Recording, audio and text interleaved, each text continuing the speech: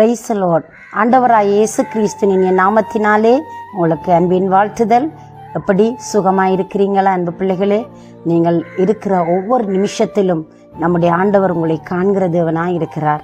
உங்களுடைய தனிமையின் பாதையில், நீங்கள் தனித்து விடப்பட்ட அந்த சூழ்நிலையில் உங்களுடைய விண்ணப்பங்கள் கேட்கப்படாமல், உங்களுடைய தேவைகள் சந்திக்கப்படாமல், ஏதோ ஒரு எதிர்பார்ப்பு கூட இன்று வரையும் நிறைவேறாமல் நீங்கள் மனம் அதைரியமடைந்து சோர்ந்து போய் உட்கார்ந்து கொண்டிருக்கிறீங்களா? நீங்கள் மனதில் ஏதோ பல கேள்விகள், எதுவுமே விடை காண முடியலை, இந்த வாழ்க்கையில் இந்த தேவைக்கு ஒரு பதிலுமே இல்லை, இதுவரைக்கும் நான் யாரிடத்திலே போறது, எனக்கு உதவி செய்ய, என்னை விசாரிக்க, என்னை புரிந்து கொள்ள யார்தான் உண்டு என்று சொல்லி இந்த நாளில் நீங்கள் சோர்ந்து போய் நீங்கள் அதைரியத்தோடு உட்கார்ந்து கொண்டிருக்கிறீங்களா? பயப்படாதிருங்கள். தேவனுடைய வசனம் உங்களை தைரியப்படுத்தும். அவருடைய வசனம் உங்களை தற்காக்கும். அவருடைய வசனமான உங்களை வழிநடத்தும். பிரியமானவர்களே, இந்த நேரத்தில் நாங்கள் வேதத்தில் இருந்து ஒரு பகுதியை தியானம் பண்ணுவோமா? 1 பேதுருவின் புஸ்தகம் 5வது அதிகாரம் 7வது வசனம் இப்படியாய் சொல்லுகிறது: அவர் உங்களை விசாரிக்கிறவரானபடியால் உங்கள் கவலைகளை எல்லாம் அவர் மேலே வைத்து விடுங்கள் என்று சொல்லப்படுகிறது. அவர் உங்களை விசாரிக்கிற கடவுள் என்று சொல்லப்படுகிறது.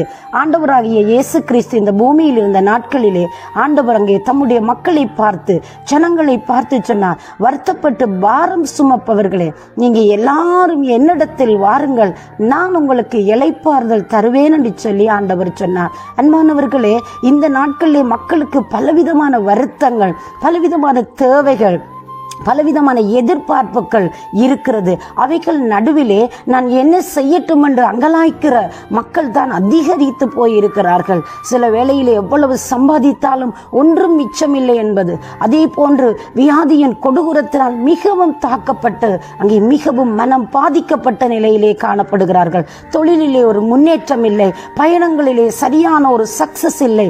இப்படி பலதரப்பட்ட காரியத்தினாலே ஒரு சோர்வடைந்து மக்கள் அடைந்திருக்கிறார்கள். அவர்களை பார்த்து இன்றைக்கும் தேவனுடைய வசனத்துக்காய் காத்திருக்கிற உங்களை பார்த்து, நீங்கள் வியாதிப்பட்ட அந்த இடத்தில் இருந்து உங்களுக்கு ஒரு அற்புதம் செய்வதற்காக உங்கள் பக்கமாய் கடந்து வந்து நாங்கள் உங்களுக்கு நன்மை செய்யும்படி, நன்மைகளை உண்டாக்கும்படி உங்களுக்காக அங்கே நன்மையை வைத்திருக்கிறவர் அவர் உங்களை பார்த்து சொல்லுகிற வார்த்தை தான், நீங்கள் அங்கே உங்களை விசாரிக்கிறவர் இருக்கிறார். நீங்கள் எதை குறித்தும் கவலைப்பட வேண்டாம்.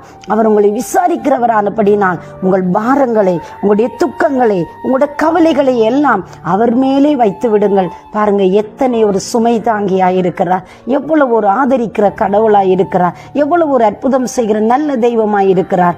நீங்களும் நானும் சுகம் பெற வேண்டும், நீங்களும் நானும் விடுதலை அடைய வேண்டும், நீங்களும் நானும் ஒரு ஆசீர்வாதமான வாழ்க்கை வாழ வேண்டும், நித்தியத்திற்குள் நாம் போக வேண்டும் என்பதற்காய் தன் உயிரையே கல்வரி சிலுவையில் கொடுத்தவர் மிகுதி காரியங்களை நமக்கு எப்படி கொடுக்காமல் இருப்பார்? நீங்க எந்த சூழ்நிலையில் இருக்கிறீங்க? மிகவும் துக்கத்தோடு இருக்கிறீங்களா? கண்ணீரோடு இருக்கிறீங்களா? கலங்கி போய் இருக்கிறீங்களா? ஐயோ ஆண்டவரே, நான் என்ன செய்யட்டும், நான் என்ன செய்யட்டும் என்று பலவிதமான கேள்விகளோடு போராடி கொண்டிருக்கிறீங்களா? அன்றைக்கு ஒரு நாள் அங்கே ராகேல் என்கிற பெண் பிள்ளை இல்லாமல் அவள் அழுகிறாள்.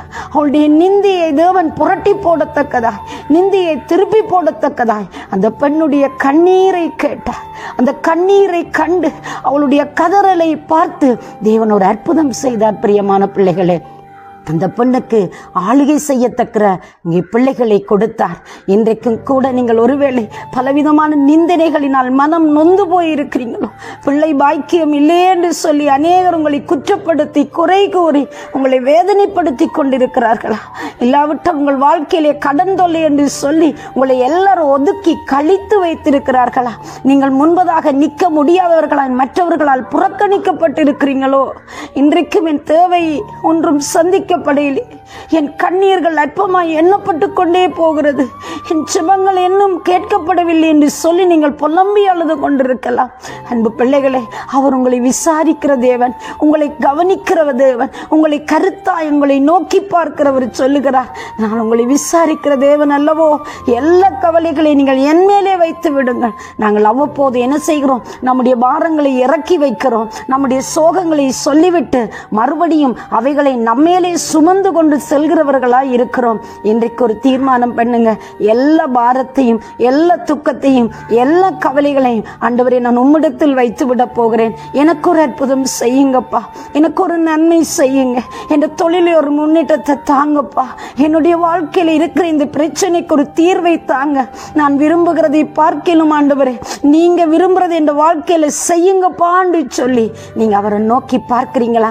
உங்களுக்காக ஜீவனை கொடுத்தவர், உங்களுக்காக அத்தனை வேதனைகளையும் சுமந்து தீர்த்தவர் இன்றைக்கு உங்களுக்கு நன்மை செய்யாமல் எப்படி உங்களை விடுவார்? ஏன் நீங்கள் அழுது கொண்டிருக்கிறீங்க?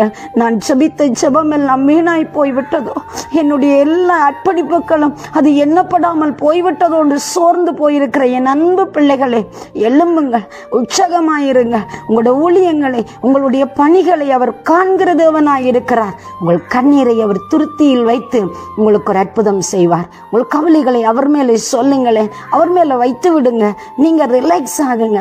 ஆண்டவரே நீங்க எல்லாம் பார்த்து கொள்வீங்க என்று சொல்லி அந்த நம்பிக்கையினால் நீங்கள் தைரியப்படுங்க. இன்றைக்கு தேவன் உங்களுக்கு ஒரு அற்புதம் செய்து உங்களை கனம் பண்ண வல்லமை உள்ளவராய் இருக்கிறார். எல்லா மனிதர்கள் உங்களை கைவிடுகிற பொழுது கைவிடாமல் கடைசி வரை உங்களை வழிநடத்துகிற ஒரே ஒரு ஜீவன் நம்மை படைத்த ஆண்டவர் தான். அன்பானவர்களே, அவரை நோக்கி பார்க்கிறீங்களா? உங்களுக்கு உதவி செய்யும்படி நான் உங்களுக்காய் மன்றாடட்டுமா? நாங்கள் அவரை நோக்கி பார்க்கலாம்.